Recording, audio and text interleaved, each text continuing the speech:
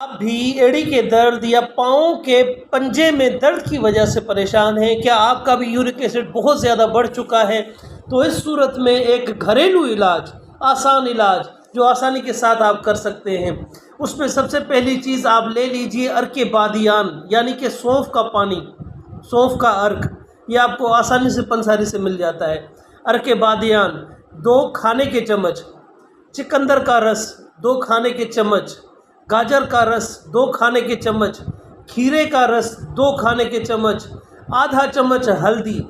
صرف یہ 4-5 چیزیں ہیں، یہ آپ ملا لیجئے، ملا کر اور اس کو آپ نے خالی پیٹ دن میں 2 بار، خالی پیٹ دن میں 2 بار صبح اور شام یہ آپ استعمال کریں۔ انشاءاللہ 10 دنوں کے اندر اندر آپ کا یورک ایسڈ میں، دردوں میں اتنا فرق آئے گا کہ آپ خود بتائیں۔